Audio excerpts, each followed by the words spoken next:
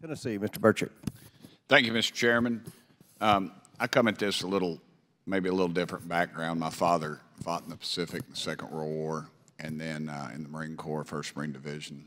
Everybody's heard me tell these stories, but after the war, he was on Okinawa, and they were getting ready to invade Japan, they thought, and they dropped the bomb on Japan, and both bombs, and then they were told they were going to go home, and he was not sent home. They sent some Marines over to China, and Daddy was, I think one of the greatest regrets in his life till the day he died was that he felt like we turned our back on them. And he would talk about how, during the war they could literally move mountains if they had to. I mean, the people would, I guess it's the slave labor, I'm not sure. And they could literally move a factory from one area, just take it apart piece by piece, and then just humans carrying it to another area, people dying. And then after the war, the hunger for, really for democracy and capitalism. Kids would stand on a street corner with a 1st grade primer and read something, and they'd be stuck, and they'd say, GI, what's this word, what's this word? And they'd tell them. And they understood the value of the American dollar.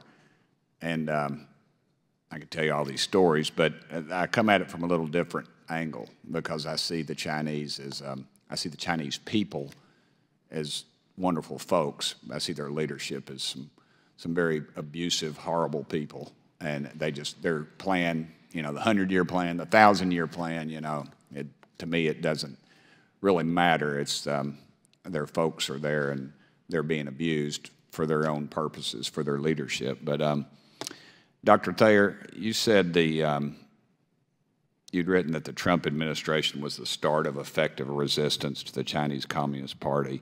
Could you explain to me how that is? Certainly. Thank you, Congressman Burchett, for the question. The Trump administration recognized the threat that we faced from the Chinese Communist Party, and that it had been waging the world's most successful political warfare campaign against the United States by making so many of the American elite partners with the Chinese Communist Party. And the Trump administration was the first administration after obviously the Clinton, post-Cold War administrations from Clinton through Bush to Obama to Trump that tried to turn the rudder over, recognizing the nature of the threat, that it was the regime that was the threat. It was the Chinese Communist Party that is the threat to the United States because of its ideology. It is not the Chinese people with whom we have common cause, and people who've suffered greatly, horribly, with scores of millions of individuals killed in China by the Chinese Communist Party.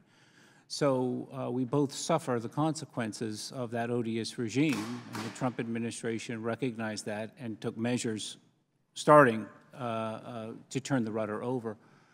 There's much more work to be done, Congressman, as you well know, as this committee knows, but that was a good start.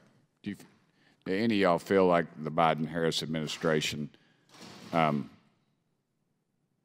implement these same strategies?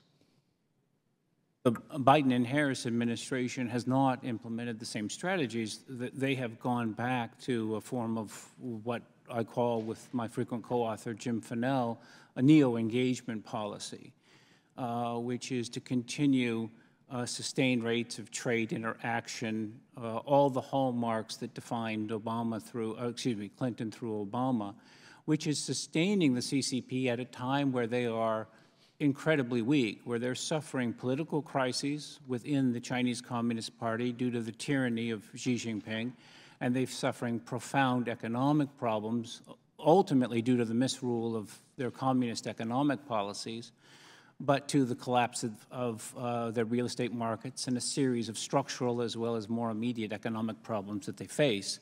They're supremely vulnerable, and now is the time to take advantage, in the sense of political warfare, against that regime. All y'all agree to that?